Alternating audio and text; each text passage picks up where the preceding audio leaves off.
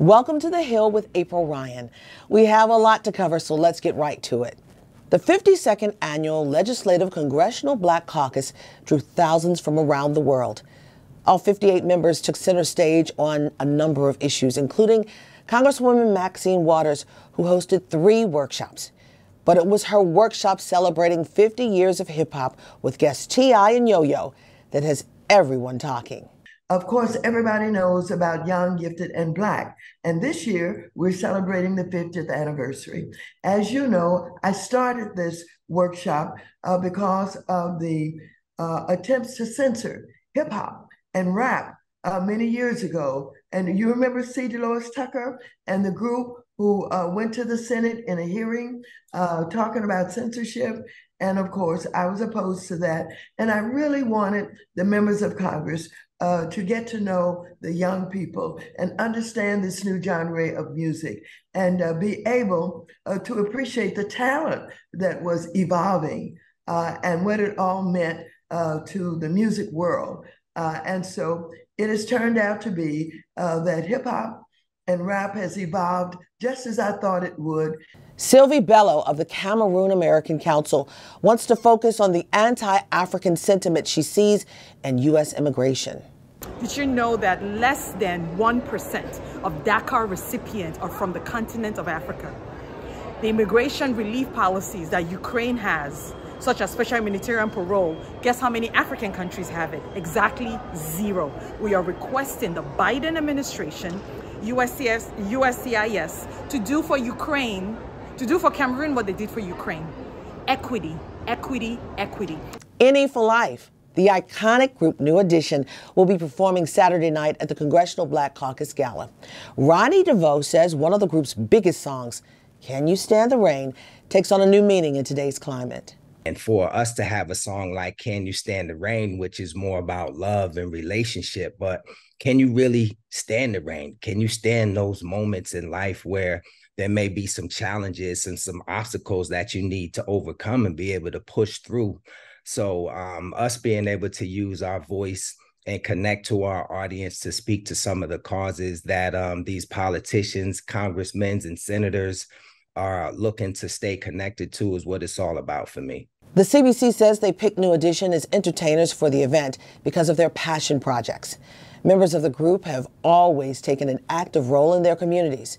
Devoe is focusing in on increasing Black home ownership. A public hearing is scheduled for September 26th in the lawsuit filed by Edward Blum against the Fearless Fund.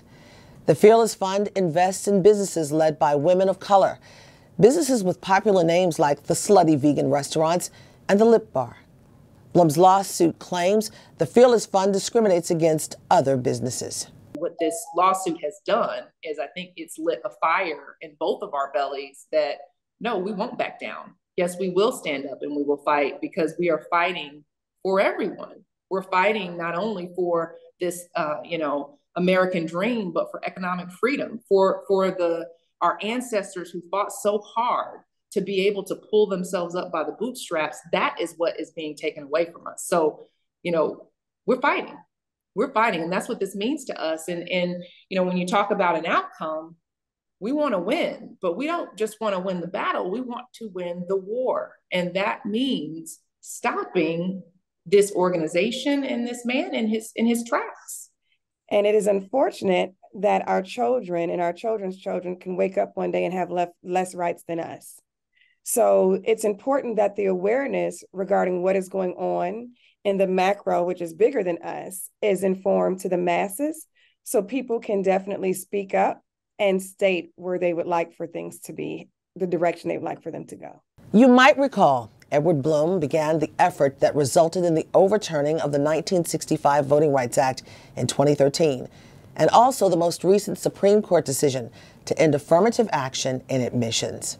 Actress and SAG AFTRA National Board member Sheryl Lee Ralph met with the mayor of Los Angeles, Karen Bass, this week to enlist her help in ending the Screen Actors and Writers strike that is economically impacting the city.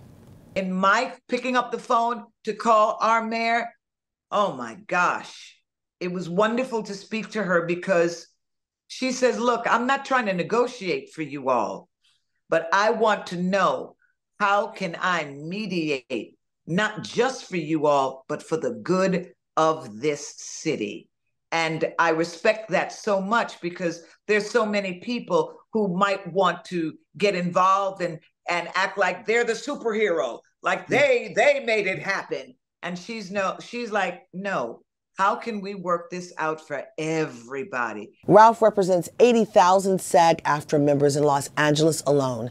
She says she's also calling on the governor and the California legislature to create a law that would allow striking workers to get unemployment benefits.